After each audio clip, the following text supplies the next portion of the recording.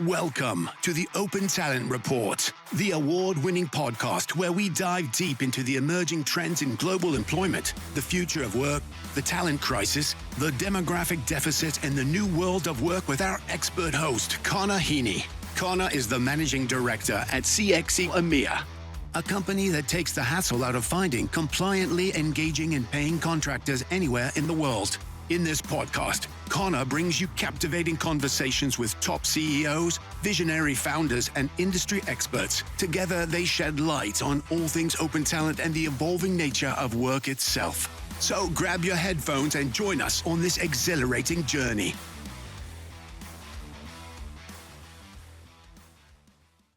Hello and welcome to this week's podcast where I'm delighted, and I do mean delighted, Carrie, to be joined by Carrie Cottle, who is the Director of Contingent Workforce Programs at CSL. CSL is a huge company and they've got a presence all around the globe. I've had the pleasure of getting to know Carrie. I'd say Carrie really over the last couple of years, but we've been working together for, it seems, for a lot longer, maybe 4 or 5 years at this point. But I always enjoy listening and speaking to you, Carrie, and I've really wanted to have you on the show for some time. So a warm welcome to you, Carrie. How the hell are you doing? I'm good, and I'm very warm because it's very warm today. But yeah, it has been about 4 years. It's always lovely to talk to Connor. He's a bit of a therapist of mine, actually. I don't know if you know that. I may have mentioned it, but I do love talking to you. So it's a pleasure. It's a pleasure to join you, and I won't let you down, I promise. Oh, well, fair play. Well, thanks, Carrie, and I'm really grateful that you're making the time because I know these things.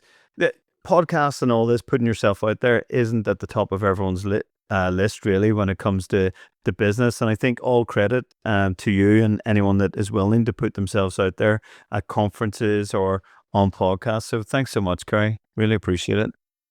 You're very welcome. Thank you. So Carrie, let's start with the Carrie story. I mean, how did you enter into the world of HR, and ultimately, how did you become a director of Contingent Workforce Programs at CSL? Because I love this question, and more importantly, I love the answers to it. Well, it's been an evolution. I mean, I first got into recruitment in 1996, which ages me horrifically, but it's true. And I started as a consultant. And then I got into sort of like the managed service program world in 98. So again, not that, a very long time ago. And like I said, it's been a progression. I've done a lot of different roles on the recruitment sort of industry side, first of all. Everything from being in resourcing, like I said, a consultant in resourcing through to account management, implementation. And that was actually across a few different industries as well: manufacturing, logistics, banking, finance, insurance, and obviously ultimately ended up in life sciences. I got here because I kind of went onto the client side, I suppose, about 8 years ago. I've been with CSL for 7.5 of those 8 years. And it was really the MSP experience that brought me into CSL. They were looking for somebody to implement the program in CSL Securus. And I had registered with an agency because I was looking for work at the time. And the rest, I suppose, is history. So after a few years of sort of being the lead for the program, this role came up because CSL more broadly at the enterprise level was tendering for their MSP program. And I think, if I can be so bold, I think I was the only person in the company that actually had any experience of running and implementing an MSP. So I wouldn't say I was a shoo-in. I did have to interview for the role, but I did get it. And I was very, very pleased and relieved to have got it, because it was kind of like one of those moments. Oh yeah, that's my job. That's what I've been working for 20 plus odd years at that point. So yeah, it just kind of happened. Wow. Like, Carrie, I'm intrigued by this because, like, moving from what I would describe as the solution side to, this is crude, right? But to the buy side, like, what was that adjustment like? Was it sort of like, whoa, this is bloody brilliant. I've been wanting to do this for some time, and now's my chance. I got a little taster for it when I was implementing the program, and it looks bloody great. Like, what was it like, that journey going from the sort of sales is the wrong word, but definitely from the solution side to the buy side? Well, I can honestly say that all of the experience from the solutions side absolutely made it easier, because you totally understand and have a very balanced viewpoint on what it's like to be on the solution side. And you understand the drivers, you understand some of the pain points that that our suppliers or you go through on that side of things, and also things to look out for, and maybe a little bit of I know what they're trying to do there. So it definitely helped, but also it gave me I know it gave me an immense sense of comfort, actually, to be honest, that I had all of those kind of things that I could draw upon. So I had a certain level of, I'm going to say comfort rather than confidence, but certainly to think, I think I've probably seen by now everything that you could get thrown at you. And if I don't, or if I haven't seen it, I'll know somebody who has, and therefore, I've got a good toolkit. So it made it a lot less intimidating and scary, because it was very, very, very familiar ground, I suppose. But it's great to have the autonomy to be able to really own a program, and be on this side. Good. And I want to delve into that a bit more in a few minutes, Carrie, because I think that's important. But I think it's good for our listeners to hear your story too, Carrie, because I think there's a lot of people on the solution side that would be intrigued and more than capable, no more than yourself, to go into the buy side. Absolutely. And they don't have that courage, and maybe they haven't heard that story from someone like you, Carrie, that's well respected in their sector on the sort of buyer, on the HR side. So it's good. Yeah, I would say, if I have said this internally, I said, if I was to ever need to be replaced, or, succession planning, really I would want to look at somebody from the industry, without a doubt, because of having a very good acknowledgement of the benefits it brought me, having all of that experience. I truly believe it makes a real difference. So I would say, if anyone is hesitating, go for it. Yeah, I would say go for it. Don't hesitate. Go for it. On it. Yeah, I think so, Carrie. I'm with you. So, Carrie, looking at your role today, being that director of Contingent Workforce Programs, what does that look like, and what are the typical problems and challenges that you're solving for? Because I imagine working with you, I know there's probably quite an array, but what does it look like generally for the benefit of our audience, Carrie? So I'm the overall owner of the program. I'm going to say globally, multi-country. We're in about 57 countries. So ultimately, it's my responsibility to make sure it works, make sure it delivers the value, make sure it saves money, which is, the three main objectives that we had initially, along with the usual things around providing 100% visibility into the workforce of all externals, integration, automation, risk, compliance, talent. Let's not forget about having the right supply base and attracting the right talent. And like I said, that critical cost savings piece. So I'm responsible really for delivering all of that. Built around, we have an MSP I've already mentioned, and we also have a VMS that we use to do that. So, the challenges, initially, once you get to implementation and you're in BAU, those are kind of the broad areas and that we tackled initially. But some of our challenges, I think, really have concentrated around, the automation. I've talked about this before, the automated consolidated invoicing, which is the most boring of topics, I'm sure. And I'm not going to go into it again, right? I won't. But it's really, the invoicing in general is just horrific, quite frankly, as a topic for me. It doesn't float my boat at all. But, it's very complex, and it's technical, and it's complex, and there's a lot of things that you have to navigate around. I think as well, general system architecture. Again, I'm not an IT person, but we have so many different business applications and systems that the business use. And when you are using a VMS and you're looking at things like approvals and hierarchies and invoicing and all those types of things, you have to really get your head around exactly how things work. And you discover not a lot of people really actually understand the end to end. And one of the challenges of these roles is you have to understand the end to end. Yes. So that's an ongoing challenge, and a lot of the things around those systems are always evolving and changing, and those systems are owned by various functions. So you're constantly having to try and keep on top of actually what's happening and the impact that it might have on what we're doing as well. So I think that's quite a challenge, and it still is.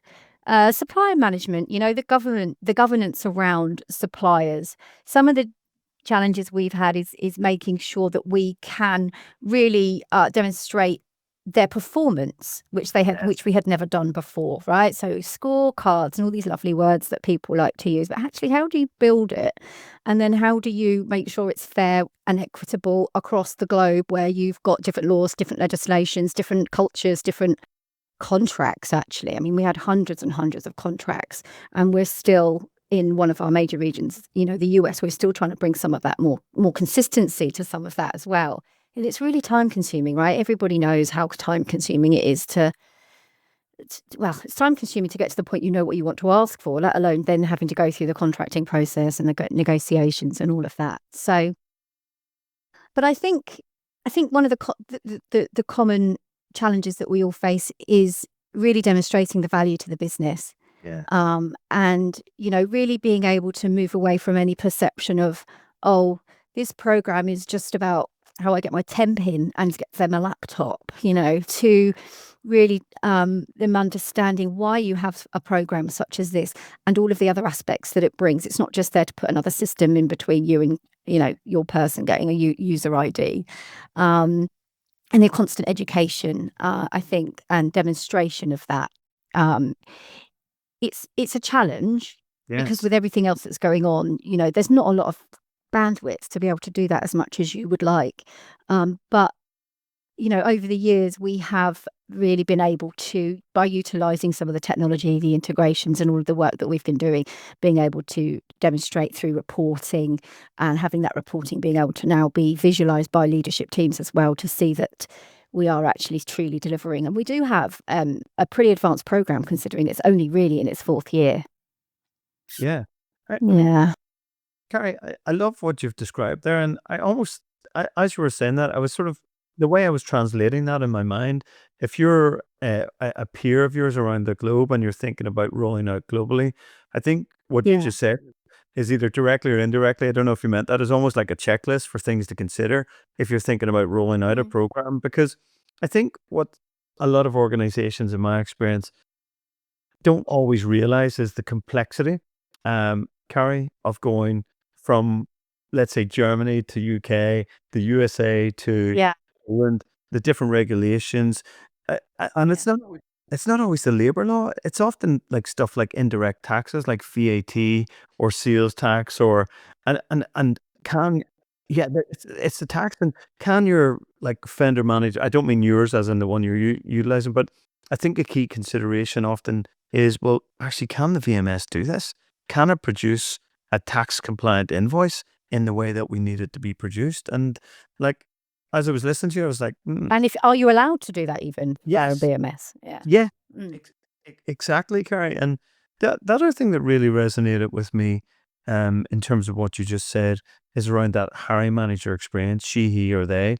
I mean, if you can win them over and show them the business value, then I think in the context of a successful program like yours, you've got a friend or an ally for life, right? Because once they can see that business benefit, they will shout it from the rooftops, because they'll be like, now I know how to get X, Y, Z in their seat and make sure they're compliant and make sure that we're paying the right rate. So I think that's a key consideration, that communication piece. Yeah. Do you find that too, Carrie? And was it? It is, and it's also.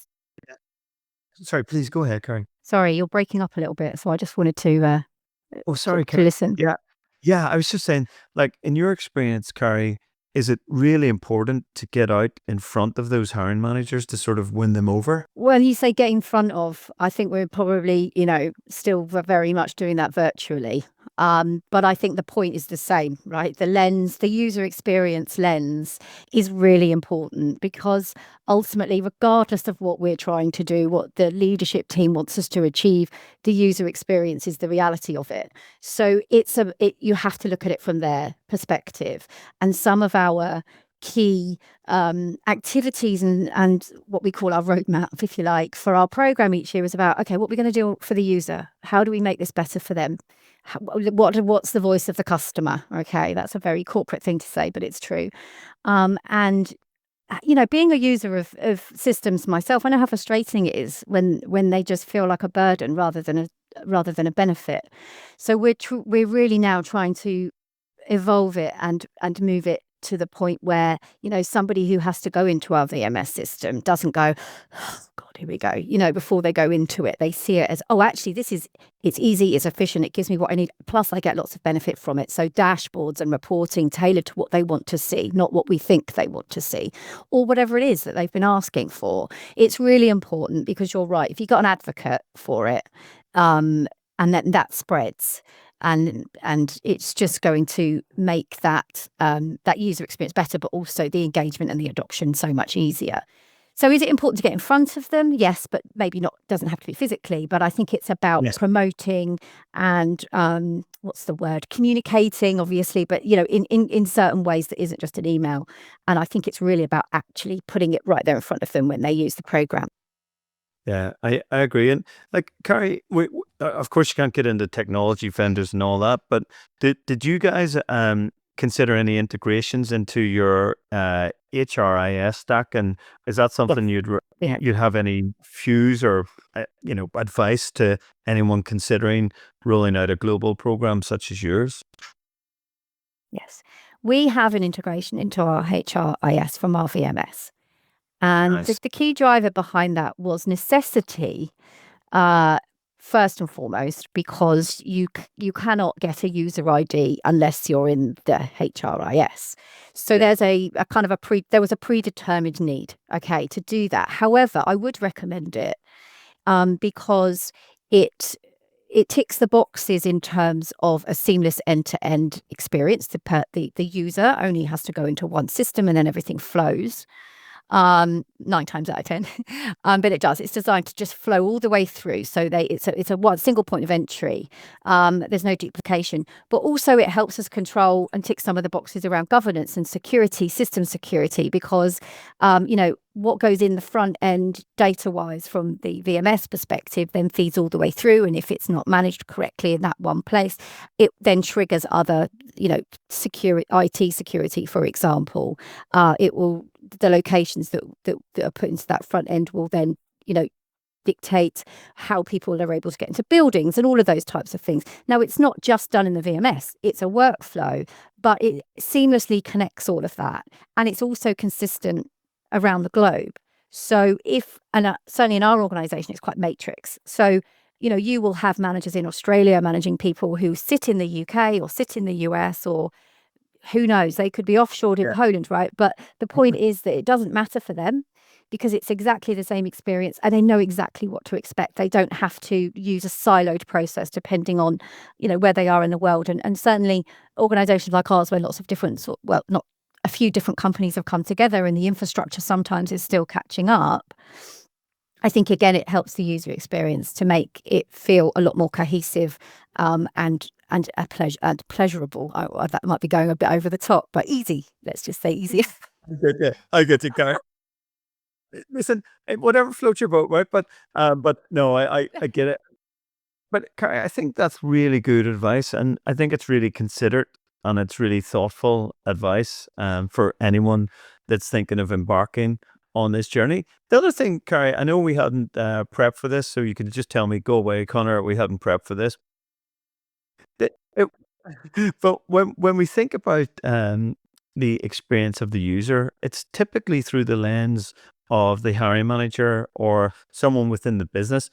But one of the things I've observed on my travels over the last 2 years around different clients and different programs, Carrie, is this real emphasis on the worker experience, the contingent worker experience, how they can get the best possible experience through the program. And of course, there's often a reluctance in the USA to engage workers more fully because of worries around co-employment that don't really tend to exist as much in the UK and for example. But have you observed that shift, Carrie, that organizations are really starting to focus on that experience, whether you're a temporary worker, independent contractor, a freelancer, or a permanent worker, that we're seeing this almost a more unified experience for those workers? It's interesting because I think from a program team perspective and our MSP partner, for example, and our VMS partner, I think we are very aware of that. Now, the interaction our workforce actually has with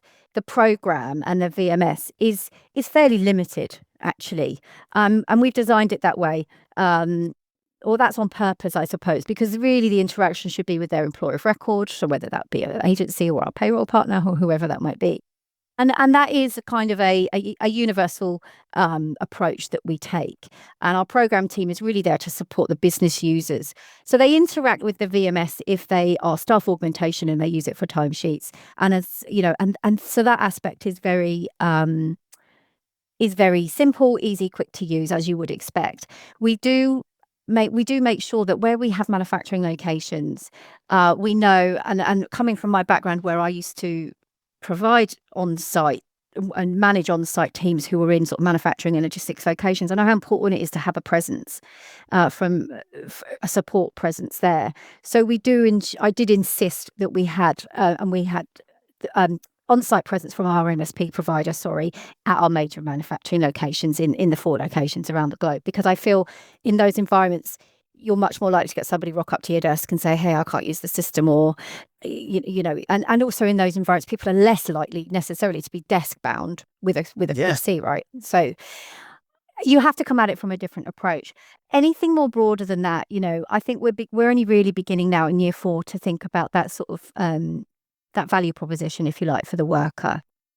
And we are also very much aware of how the business is using contingent labour and how that is evolving and changing. And, I'll be blunt, it's a case of what's our priorities, what do we need to focus on, and what kind of return are we going to get in line with the business objectives. So it's not that we don't want to invest in it, but we are more likely really to want to work with our partners, our supply chain, for example, and say, hey, we're quite distinct about what we want shared and the messaging and the language that we use. But it's not something at the moment that we've done. So we don't have a contingent worker value proposition yet, but it's something that we're aware of. Our brand is important and their experience of it is just as important as the user experience, particularly now, when we've got talent shortages and all sorts going on. So. Well, that's what I'm looking forward to getting your thoughts on as well, Carrie, amongst a host of other things. Yeah. The previous that you were speaking, Carrie, and it's from a mutual friend. I think it's a mutual friend, but definitely a friend of mine, Jan Willem Weijers, and he's got this phrase that today's employees are tomorrow's freelancers, because we often see almost across all the programs in my day job this boomerang effect whereby you might have a program director or some sort of senior manager, she or they'll end up coming back in, they'll take a redundancy or some form of package, and then about a year's time they'll come back as a freelancer. Well, often maybe we don't need to have this particular conversation, but it's interesting the way that comes back. And sometimes those folks come back, there's a significant delta between, or difference between the rate that they're getting versus the average man, woman on the street that would be doing a similar contingent role. But anyway, that's probably a conversation for another time. That's a different conversation. Yes, I think it's across the board. I think it's difficult though to guard against that in any program, Carrie, because even with the governance rules in place, right, there's always going to be someone right at the top of the organizational level, like the CEO or the COO or the CFO, and you'll just get that dreaded email saying, hey, Carrie and team, I need to onboard this person, and they have to be onboarded tomorrow, and the rate we do that all the time. Not all the time. Not, of course, but it happens. It does happen across nearly any large organization, and even my own organization, which is global, but it's not at the size and scale of yours, Carrie. So it's a difficult one to govern for that. Sometimes you just got to have to roll with it, I think. Yeah, I think so. And, the white gloves come out. We all call it white gloves, don't we? And normally, if it is at that level, it's the senior people that are involved, and I would probably onboard that person myself, Yes. Yes. But, and it's just, sometimes you just have to put on those white gloves and go above and beyond and Yes. And so they do get a more personalised experience than I suppose the other contingent workers might. And it shouldn't be the way, but we do, like I said, that the interaction with the workers and our program is limited by design, but we do ensure that where we know workforces normally require more support, so in some of those more manufacturing-based locations, that we do have presence. And we work very closely with the supply chain, and our MSP works very closely with our supply chain to make sure that there's a cohesive approach to what we're doing and the messaging, etc. So, but yeah, white gloves where white gloves are needed. Hey, that's it. And Carrie, I get it. Well, one of the slightly, well, I don't know on the scale of weirdness, how weird this is that I've become obsessed with this, but if you'll hear me out, right? About Always.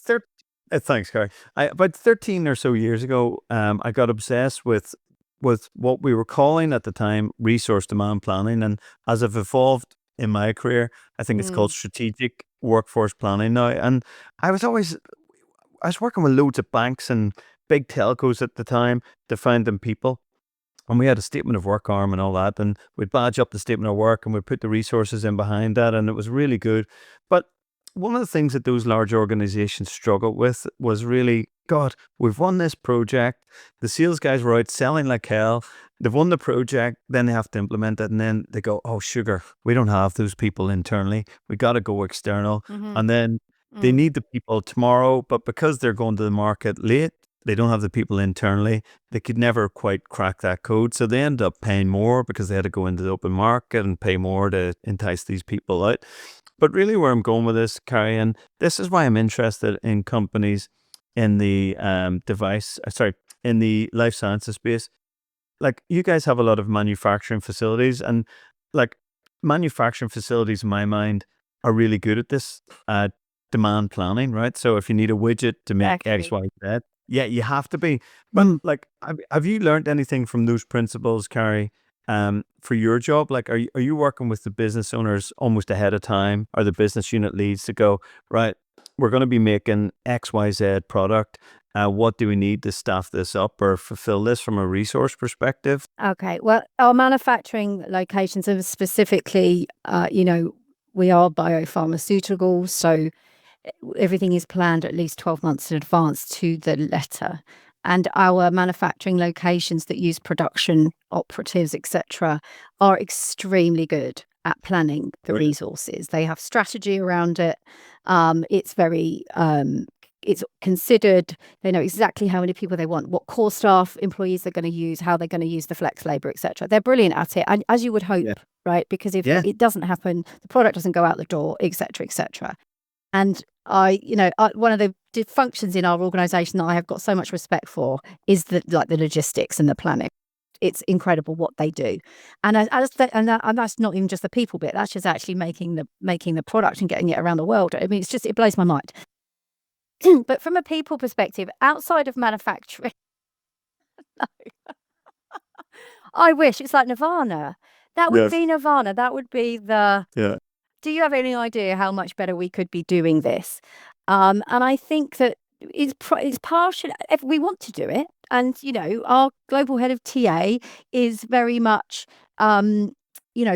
wanting to get to that point where we all work much better together, partnering with the business, etc., and also considering that the contingent workforce as part of that, which is refreshing. But I think because that's quite often used as the, oh my gosh, we haven't got enough, like you said, panic, let's try and buy it in the market.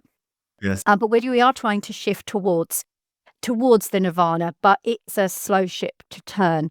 And also, I think some of the challenges are, the business, all the different functions, whether it's an R&D function or whether it's an engineering function, whatever it might be, they're quite siloed in their projects and how they buy services, particularly. So what they'll normally do, and it's all tied into how budgets work and where the money's coming from, and also challenges around headcount, being allowed headcount, what classes as headcount, what doesn't class as headcount, whether it's contingent or not. So there is quite a lot of variety about how external resources, and I'm talking people in this obviously respect, is brought in. In order to get underneath or in front of, actually, that's probably better. In order to get in front of all of that, is a big thing. You know, that's quite a huge, and it's also quite a big change. You know, I think we would want to, and obviously start with that staff augmentation. Yes. And probably, you know, through TA business partners, but we're not there yet. On the other hand, and I've said this all along, so we need to look at what the manufacturing guys are doing, because they're demand planning people in the same way they demand planning materials and time and everything. Yeah. That's where they're absolute experts at it. Yeah, it's funny, Carrie, the way That's where I'll be going. When as soon as I get asked, I'll be sitting down with the demand planner and going, right, talk to me about the theory of it. Yeah. So, please, and I'll make notes. I don't think so. But Carrie, I love how you've described there, because Doug Levy, I've heard him speak at a number of conferences, the CEO of Beeline, who's just an amazing fellow, so charming and just positive, just a lovely, lovely, lovely person. But he has a phrase that it's about people, not pencils, when it comes to the VMS or procuring people, if you like.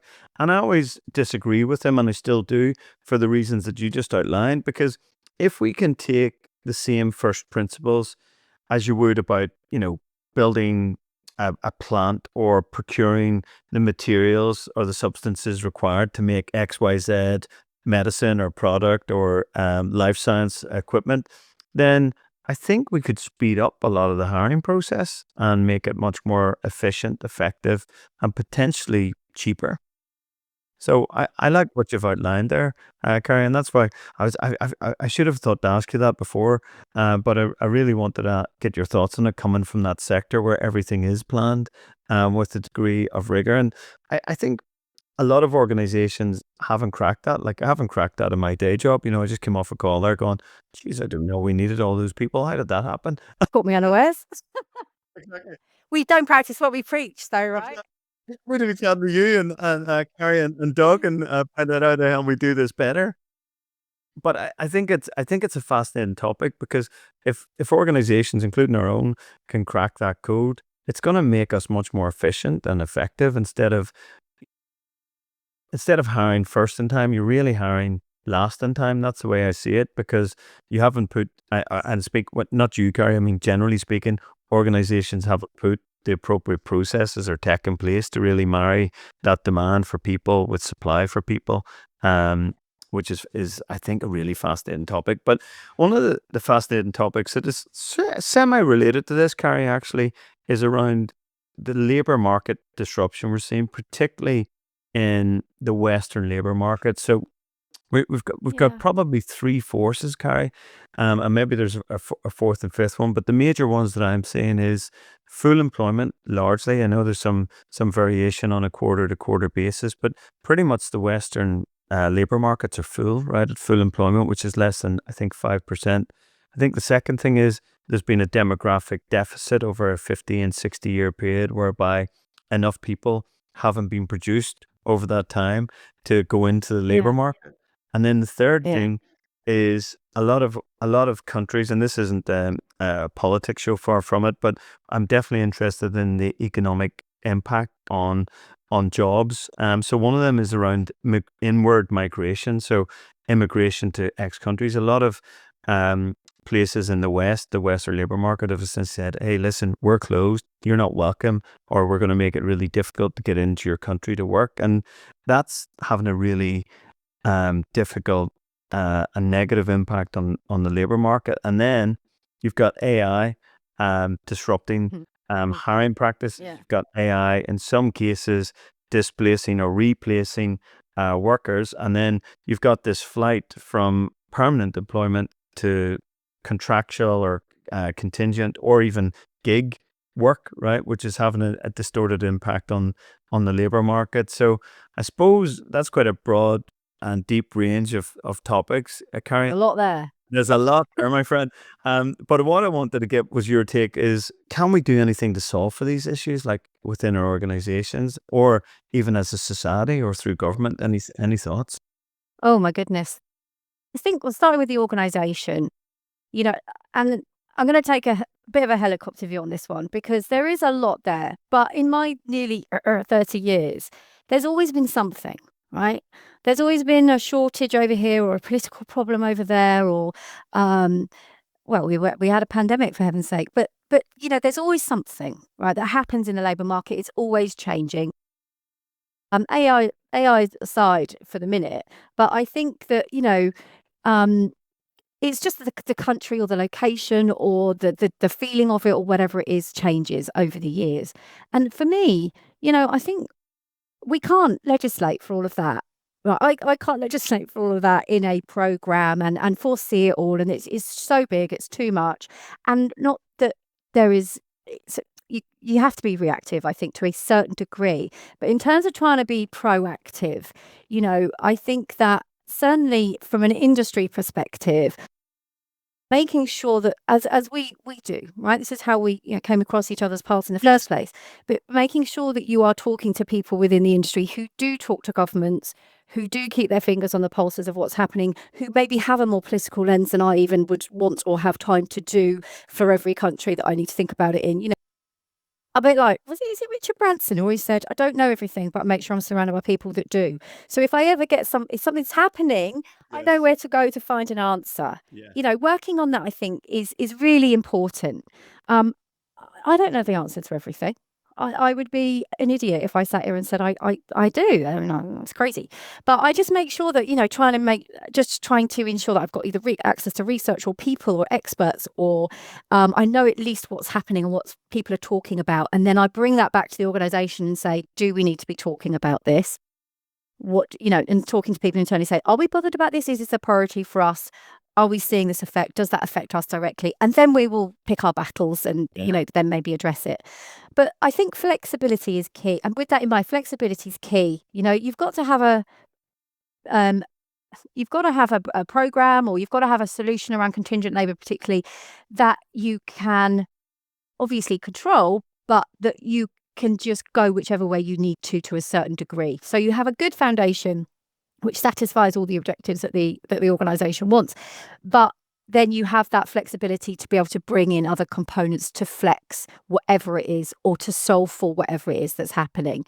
And I think that ability to be responsive, marginally proactive, but informed, and then maintaining the flexibility with bringing in different services, or let's look at this a different way, or we've got this research over here, which means that now we're seeing a trend for offshoring, or we can't get those people that we used to be able to get in that state or that country. Okay, well, we need to do it a different way, but let's go and talk to the people that can help us do that. So I think that's one of the ways to solve for it, or because it's not about having all the answers, is it? It's about knowing how to work with people that can help you collaboratively get to the place you need to be with hopefully as little pain as possible. I love that. It's a very considered and approach, Carrie, that you've got there, and very honest as well, because I think people that do claim to know all the answers should be avoided like the plague. At all costs. At all costs. You want to stay away from those. So I think that's a very fair answer, right? A very thoughtful answer at that. So, Carrie, I've been really lucky over the last maybe 6 months on the podcast show to meet Melina Curtis, Martin Thomas, and Martin Hansen, who are all big advocates and also practitioners of total talent or total workforce strategies. There's been so much, like, I go to a lot of conferences, no more than yourself, Carrie, and they're really interesting. And there's been definitely a movement at the conferences to be talking about, firstly, total talent, but more recently, going to the ProcureCon series in mainland Europe around this total workforce approach where everything is integrated, whether it's a contingent, a perm, an internal skills marketplace, or a way to find internal skills or categorize them. And now more recently about, well, you bring a bot in or an agent or a statement of work provider or XYZ, and it's really about how the hell work gets done, right? And it doesn't matter how it gets done as long as it's in this, there's a plan for it and there's a governance layer around it and there's cost consideration. So I suppose my question really is, in that context, Carrie, is it a nirvana of sorts, or in your view, are you starting to see it become more real? Again, it's similar to the strategic workforce planning. That total talent approach is It is. I think it's more achievable in some organisations than others. And clearly you'd think it would be easier in a smaller organisation than it would be in a bigger organisation, and I think that's true. For us, it's still a bit of Nirvana, but again, along with the strategic workforce planning aspect, total talent is something else that we're really focused on trying to bring together, and it really is about. You're quite right. It's about understanding what the need is. What do you need? And then really it should be, rather than I need a person to come in that I'm going to manage and do this, it's like I've got work. I've got some work or something that needs to happen. What is the best way to get that done? And the most cost effective way. So it's almost like the Nirvana for me would be you would have a triaging the frontline business partnering who makes an intelligent decision based upon what the need is, and then it goes through to the right channel. So whether that would be a statement of work, so would it go through to sourcing for services? Would it come to a contingent program for contingent labour? Would it go to the TA team for an FTE? So on and so forth. And that is, we've got such a clear vision of what we want to do, and that's what we want to get to. But I kind of feel like we're working backwards, really, because a lot of people will just buy a service, or they'll just buy people if they can, and then think actually, it's against the job title. So you've got to think about what the work is and what skills you need and what's the best way to get it, like you said, at the right price. That's going to deliver what it is that you need, and it's how do we funnel all of that. And that, to me, is really what really should underpin a total talent approach in an organisation.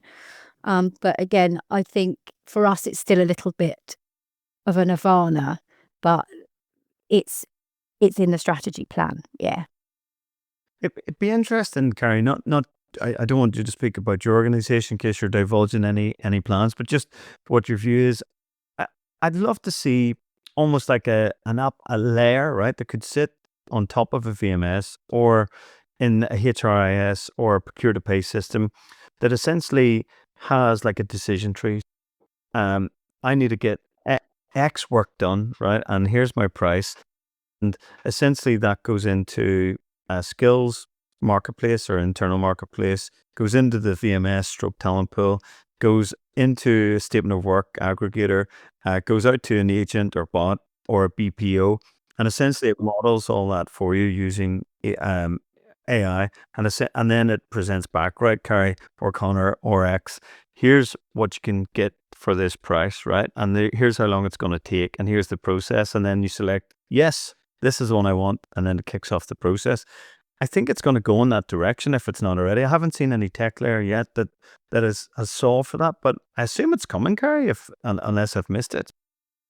Well, yeah, and from an AI perspective as well, I think those are the types of positive impacts I think AI can really have, right? It's bringing things together which would take human beings, many human beings, months or something, or it would be much where you could do it so quickly once you've got the fundamental tech built, right? And that is really valuable, because then all of the brains that are currently, answering emails and doing all that can just concentrate on actually what they should be doing.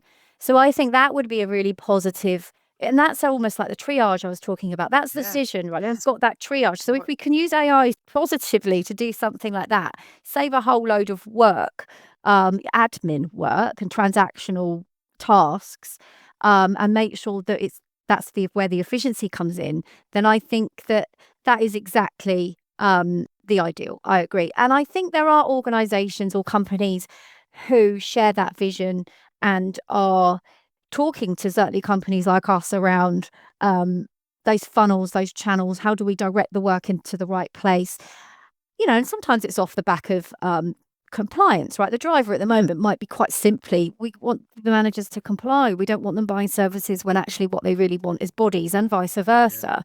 But we're all, like I said, we're always coming at it from the bottom up. Whereas if there was a very technology driven solution that could be inserted at the, I'm going to say front door. I mean, I know that's not, I'm not referring to any system there. I'm just saying, the front door of everything, the buying, right? Yeah. If there was something that could be inserted there that would just take care of all of that, I mean, that would be fantastic. But just, I think I can just imagine the data that's got to feed into that and all the different systems involved in just our organisation, where it brings me out in a bit of a sweat. There are far cleverer people out there that AI will do it, right? I would just tell it, go do that, and probably build it yourself. Go fetch. But there is one platform, Carrie, that I think does three of those elements that I've mentioned. I've come across it over the last 4 years, and we've been looking at it more closely here in my day job, called Gigged.ai, and they've got open talent marketplace, a skills-based marketplace, and then they've got, I think, from memory, an AI orchestration layer where you can essentially select the AI agent that you need.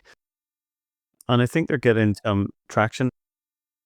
For our listeners and yourself, Carrie, their CEO and founder was on our podcast years ago, maybe 3-4 years ago. Rich Wilson's his name, but they look to be building something pretty cool that might meet that triage requirement or a decision tree. But I think this whole space that we're in, Carrie, and adjacent to, is fascinating. And it's definitely on an evolution of sorts. Like, I started in this sector or space, Carrie, because I don't like calling it an industry, right? And I'll tell you why. Industries produce things, right? We don't produce, in terms of contingent workforce, we don't produce anything, in my view. Now, that's quite simplistic, right? I haven't looked at the dictionary definition of industry for some time, but I suppose when I started back in 2006, 2007, Carrie, I had no idea what contingent workforce was. I was just selling contractors to investment banks, right? And trying to get the contractor the best rate and the best margin for my company, and I suppose myself at the time. And it was only as my career evolved that I went, oh, wow, there's actually programs behind this. Because, when you were talking to JP Morgan years ago, I didn't realize that there was actually an MSP there, for example. Same with Goldman Sachs or Merrill Lynch, who were all our customer bases. And it was interesting, the evolution of the sector, and certainly started to evolve my career. But do you feel that the contingent workforce sector is beginning to evolve, Carrie? Or do you think that in some respects, getting the standard MSP and the VMS, you're not ticking a box, but it's a bit like buying IBM in the 50s and 60s, right? No one ever got fired for buying a model that works, right? No one ever got fired for buying IBM. Yeah. But anyway, my question really is it beginning to evolve, or is it evolving in your view, Carrie? I think it is, absolutely. And I think a lot of that is driven by what's happened in the last, let's say, 6 years. I do think the pandemic has almost accelerated the awareness around flexible labour, and people being in different countries, and remote working, all of those things which always existed, but it was very much more a traditional approach. And this is where we're a big company or whatever, we need an MSP, right? And it's like, everyone else has got one, why haven't we? And then it was almost like we need to get one of those, because I think one of our auditors has told us that we need to pay attention to compliance or something. Yes. But I think it's evolved that there's a much bigger focus on external workforces and all of that. And also, I think that, and again, technology, I'm not just going to say AI, but technology in general is accelerating the evolution of it, because we can now do so much more than just go phone a supplier, or, email a supplier and say, we need this, and here's a job description, and then we'll negotiate a rate, and this person comes in. It's so much more than just that transaction now, the value that these programs and contingent workforces in general provide to an organization. And in fact, the increase in just using services as well, and outsourcing and using external labour for various reasons for organisations, whether it's cost or efficiency or whatever it is, you can't just outsource something and then forget about it, right? No. So those individuals are in your business, and they're responsible for your share price or whatever it is, as much as your employees are. So I think that we are evolving as a sector in response to that. And I do think that the momentum is picking up as well. And I see very much that our programs will become more holistic. And by that, what I mean is it's not just going to be staff augmentation, I call it, right? But that traditional temp labour, people might recognise it as different things. Buying a body, putting it in a seat. It's going to be, right, well, over here we need to do that. Absolutely, that serves a purpose. But then over here we need to be looking at direct sourcing, because these individuals are scarce, or that we could have an absolute, what's the word? A variety of solutions within one programme that still delivers the key objectives. And yes, it's underpinned, like I said, by consistency and all those things and technology. But I think it needs to be I can't get the word smorgasbord out of my head. I don't know why. Love that. Smorgasbord. It's a great. I don't know where that came from. You know what? It's like, oh, we need this over here, we need that over here, and that part of the business, because they're very special. We need to do it like that, and so we'll end up having a really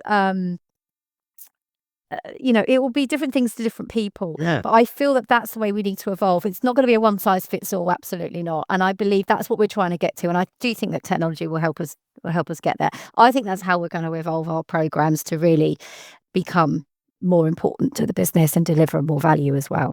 Yeah, I completely agree with what you've outlined there, Carrie. What I also think is maybe we should introduce a new question on the show, which is, what is your favorite word? So I like smorgasbord a lot, but I also like smidgen. Smidgen is a good one. Smidgen. Yeah, I think it means like I like the word pootle. Can we pootle around it? Right, this is good. Not that we do a lot of pootling. Yeah, but we're gonna have to roll that into the next the next show. But yeah, Carrie, I really subscribe to what you've outlined there. The other thing, Carrie, I wanted to talk to you briefly on, or as long as you want, on is remote work. So I was talking to some of my colleagues the other day about the first time I remember being allowed, right, to work from home. And I actually thought that I'd won the lottery, right? I thought it was like the best thing from sliced bread. Now, this was this is like 15 years ago, right? And more or less since 2013, I've been working remotely more than I've been in an office. And over the last 10 years, Carrie, I can count how many times I've been in our office when we had them, on probably no more than two hands, right? But I think remote work is still a privilege and should be a privilege, because I often think about the amount of workers that are deskless, right? So if I think about the people that operate in your production environments, right, they're not sitting at a desk in the majority, right? The people that in working in hospitals are not sitting at a desk in the majority. The people that are serving in our military or the police are not not sitting at a desk, right? And I still think that that's a privilege to be able to work from home, right? But my question really is, what's your take on it, Carrie? What's your view on remote work? Is it curse or cure, or is it more nuanced than that? I think it's a bit of both. I mean, there are it's a hot topic anyway, because, we're hearing every day, aren't we, of organisations who are kind of doing a 360 or a partial 360 on their expectations around that. And most of the challenges are around culture and collaboration. And there is absolutely truth in that. I think that you have to look at, but there needs to be a balance, because there are certain roles that you can't do remotely, right? And I don't think anybody would argue that, to say that they would, particularly want to be working remotely if you can't deliver your work. But where people are in roles where they can, I think that there's a couple of aspects that are beneficial to remote working. But I do believe it's a balance between the two. So, if you don't go into the office, they say collaboration suffers. Human contact, in order to be innovative, etc., is critical. It is key. But there are also people that are in roles, and I'm actually one of them, to be honest. I've got a global role. So I spend most of my time talking to people in other countries in different time zones, and sometimes quite dramatic time zones. So therefore, you have to do that out of normal hours. And also, as a result of that, everything's teams driven. So if I go into an office, there is probably very few people, I could count them on one hand, that I actually, even probably half of a hand, that I actually need to collaborate with in the office that I'm based at. So I would sit in a room all day on Teams, talking to people in other countries and other time zones. So there has to be a balance. I think there needs to be an adjustment in people's attitude towards it, and that's on both sides. I think if there's a bit of give and take, then I believe that there is still definitely a place for partial remote working. And the other aspect as well is, and this is obviously something that really came strongly after the pandemic, didn't it? Is around mental health and work-life balance. And, if we are now in a world where very much we're communicating over Teams more broadly in terms of time zones, etc., sometimes the pressure and the additional cost and the stresses on people's times and the restrictions that it can actually have on what they can achieve in a day, that can have a real impact on employee well-being. So I do believe that the balance is key. Yeah. Yeah, I agree. I agree. I think all these things are very nuanced. Yeah, I mean, I suppose in your case, Carrie, or many others, I mean, why would you need to be in an office to go on Teams, right? So, it just seems crazy. Culture, I guess. I'm part of that. I'm part of the organisation. Yeah. I'm interacting with people that I don't normally talk to, but I'm interacting with them on a different way. But I can't do that all the time. Or I could do that all the time if I have to do it all the time, but I don't want to be sat in an office and I don't get to talk to anyone anyway. And I'm not really contributing to the culture. Or sat in a little hush room or whatever it might be. But I just think it's about compromise and balance. I mean, there are certain things where remote working is absolutely, like if you're going to offshore something, transactional tasks that you've offshored, you've bought it as a service, right? Back to our statement of work conversation. Then absolutely that can be wherever it needs to be in the world. I agree. But if it's internal employees or your employees or even your contingent workforce, I think there needs to be a balance. Yeah, I think that's entirely reasonable. And Carrie, one of the things I think we've touched on it very loosely is around AI and its potential impact on jobs, both negative in terms of what they call displacement, but it's starting to really annoy me because the net of that is people losing their jobs, right? And it's not guaranteed that they'll get another job. Right, potentially. So I'd rather just call it what it is, which is jobs are gone, right? When they say jobs displacement, I'm not saying all jobs are gone, but some of the evidence some of the analysis that is being put out there by the World Economic Forum, for example, is they're essentially calling large scale job losses, particularly in what could be considered the white collar professional classes, like creative as well. I've heard some of the creative websites and all that. Even developers. I mean, if you go back 10 years ago, probably every parent or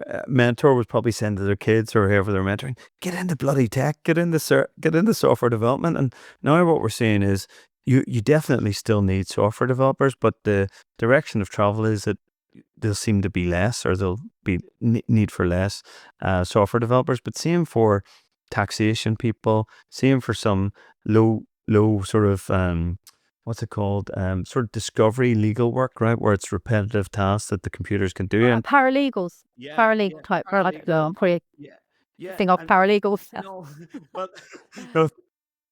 But if you're doing that discovery work as a lawyer, I haven't done that in my career. It's the most boring thing you could ever do, Carrie. No one wants to do it. So if you could get a computer to do it. But I suppose where I'm really going with this topic, Carrie, is are you concerned? Do you think some of the fears are real, or is it just too early to tell? I think the fears are real because people are actually feeling that, and there is genuine concern. I just feel that everybody just needs to slow down. Now, I know that AI is not slowing down, and I know that I've seen all the graphs around, the rate at which technology is accelerating and how much it's evolved even in the last sort of 30, 40 years has just gone so exponentially. I can't say it, but it's just shooting up. The graph just goes like that, and it's not going to stop, and it's actually going to double, right? So it's not going to go away. But I think that I feel like it's a little bit sensationalized, and obviously there are those headlines of organizations saying, I'm not going to give you approval for a headcount if AI can do it instead, and all of those things that hit the headlines. But in reality, I think that there will certainly be benefits where, as in, there will certainly be roles that will get impacted by it. And that's the same with any evolution, right? Industrial revolution. That was, that decimated all sorts of things. And I'm not saying it's going to be quite that bad, but I think what we need to do is really think about the uses of it. And I think that's where most organizations with. So most of my peers, if I talk to a lot of my peers in other organizations, is anybody really doing anything that drastic with it right now? No. I believe engineering processes, mechanical processes, I can imagine the automotive industry is probably, particularly if people work in an engineering function or something in those types of areas, I think there will certainly be pockets where it will have a more broader impact. But ultimately, I think that really AI should be used, like I said, to take away those repetitive transactional tasks so that the skills and the talent that human beings bring have got more freedom to do what we're actually good at. We've just got lost under all these tasks and admins, and we must put this in this system and all those types of things. What AI will never be able to replace is, I saw something the other day, and this person's probably not going to hear this episode, but I'm just going to say that I heard this and I thought, oh, that's good. And emotion and innovation is human, right? It's a human behavior, and it's a human trait, and you can never replace that with AI. So you need to get a bunch of people together. Another good reason to go back and spend more time in the office, but you need to get a bunch of people together where there might be a little bit of conflict or professional conflict, right, to start to innovate. And I think that whilst there is a concern and there will certainly be impacts, we're always going to be needed. So there's all these things where people think, oh, we're just all going to have no jobs and we're going to be, wafting around being farmers again. We're just doing jobs that computers can't do. I don't think it's going to be, I'd like to think it's not going to be quite that dystopian. If is that the word, dystopian? Yeah. But we will hopefully, it'll enable us to do much more human approaches to our roles and start thinking about the strategy more and all the things we like to talk about, but building relationships, and really working out what it is that we need to do and being creative and innovative and all those things, whilst the AI is looking after all the boring stuff in the background. I'd really like it to be that.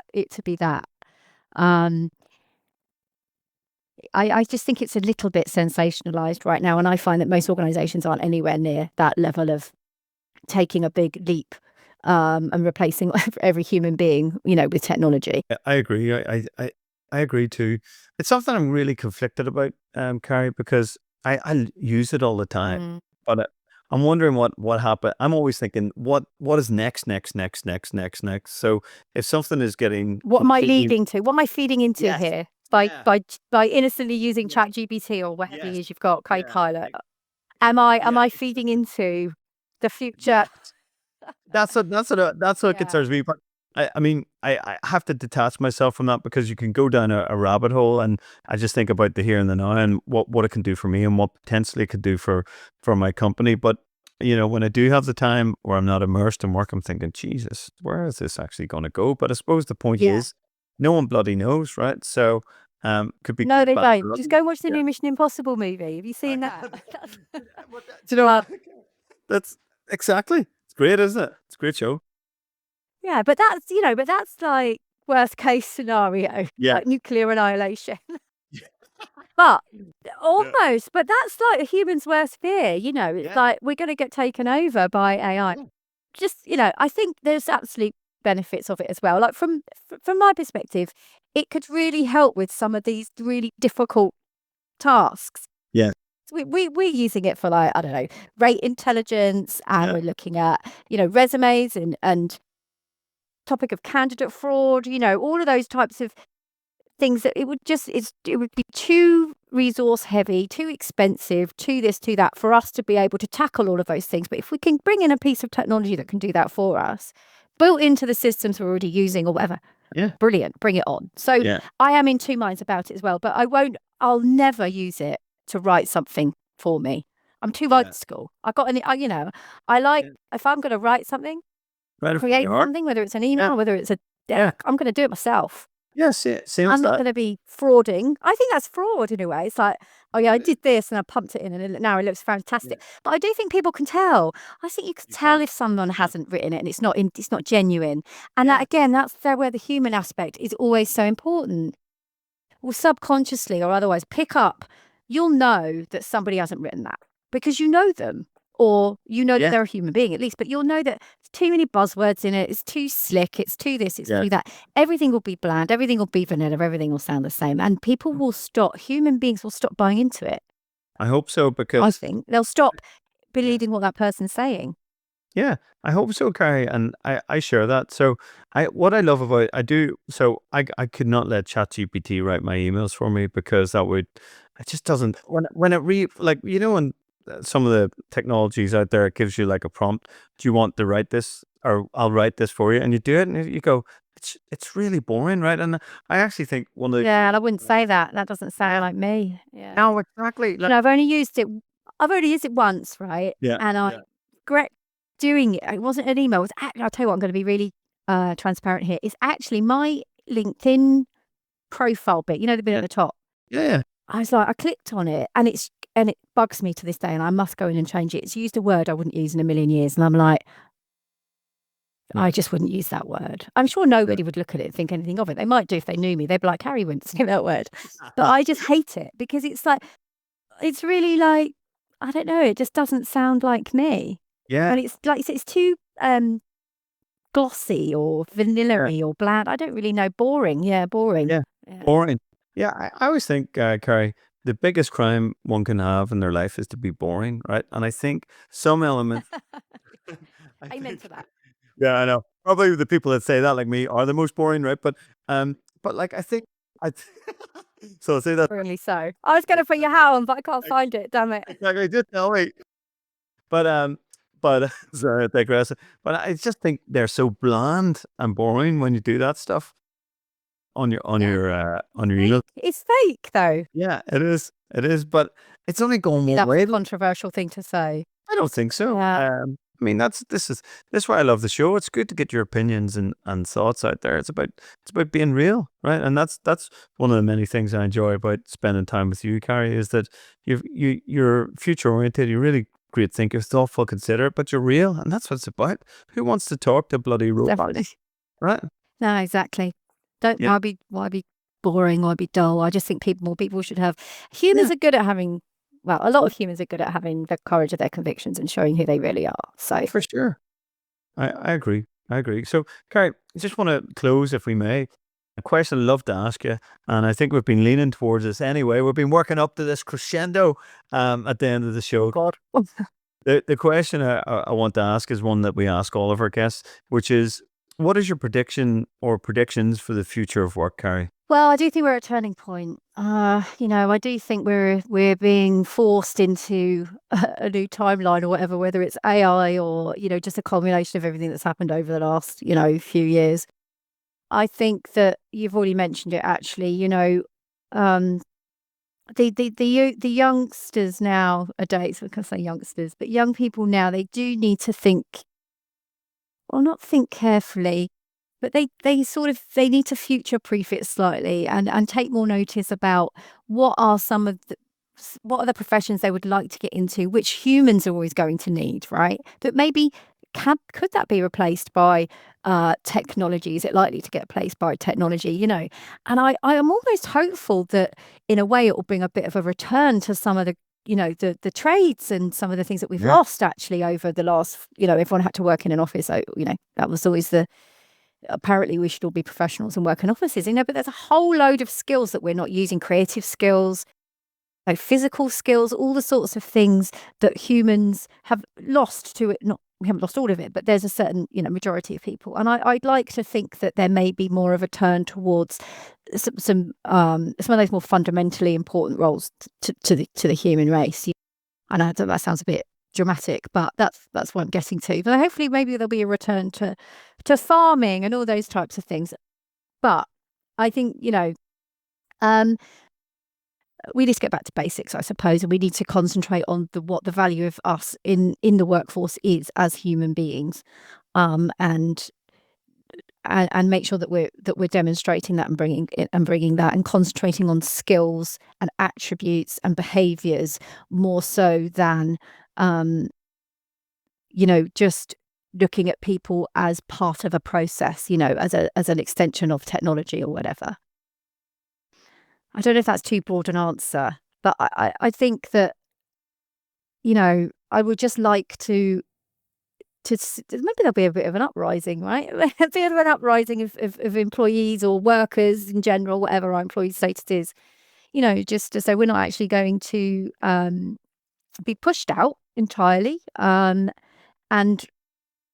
we will start demonstrating our value in different ways. So the future of the world of work, I think, will bring a lot more professions back to the table. We're always going to need doctors. We're always going to need, there are certain things that can't be replaced. And hopefully we'll see a re-energization of those types of professions as well, more interest in them, more investment in them, more people wanting to go back into those types of roles as well. Yeah, I really love that viewpoint, Carrie, and I agree with that viewpoint because I think we need to start putting humans first, right? We do. Yeah, we do, because I think if we let this continue to take this pace of technology change, right? It's not even comparable to the internet, right? Because the internet was essentially 30 years ago. What we're seeing now is a doubling of AI's power every day, exponential growth, to your earlier point, right? Yeah. That's not changing, right? Unless we actually put some guardrails around that and say, well, hey, as humans, we're not prepared to accept this, and nor should we. We should never accept that some of us or the majority of us are going to be displaced, in my view, right? Or replaced, right? We've come to that conclusion, it's inevitable, and I don't think it should, in my view, Carrie, and it sounds like you don't think it should be either. So I agree. I don't think it should be inevitable, and I think we definitely should begin to put humans first. And I hope that there will be more of a consensus now to say, well, listen, let's try and protect jobs. Let's try and protect the standard of living, and let's also protect people that are in much worse off countries than we are. I was in KL there, which sounds very grand, with work there last week, and interestingly, all the customer service people, from the bar people to the bellhop, all the things that make a hotel work, were all from Bangladesh. Sorry, on a general basis, let's say 90% of them, they can't go home for 3 years. They're essentially away from their family for 3 years. They can't go back. I wouldn't say they're indentured slaves or servitude, but we're so protected from that living in the West, right? Where could that happen in UK or Ireland, where I live? So anyway, that's an aside really, but it goes back to the fundamental, which is let's put humans first. And I think, Carrie, that's a lovely way to end our podcast. Good. The value of humans in the workforce will never go away. I hope not, Carrie. I hope not. But I think that's our gift. That's our choice, right? And that's where we need to think as business leaders or people in business or just humans to go, hey, hang on, this is went a bit too far. But hopefully it doesn't go too far where we can't pull it back. That's probably my biggest concern, Carrie, is where's the point of no return and how close are we to that? I wish I had the answer. But I don't ask Copilot or ChatGPT. I'm gonna do that later. But Carrie, I just want to say thanks so much for coming on the show, because it's been such an entertaining conversation. But I think anyone listening would be aware of your thoughtfulness, your logic, your expertise, your intelligence, your positivity, and putting the human first. I really appreciate you coming on, Carrie, to share your story, that tells about the challenges or problems that you're solving for, and also giving us your insights and analysis into the world of work and the future of work. So, Carrie, thank you very much. It's been a pleasure, and I've really enjoyed it. Thank you. Thank you for listening to the Open Talent Report with Connor Heaney. If you found this podcast informative and engaging, make sure you subscribe, tell your friends, and follow us on all your favorite streaming platforms.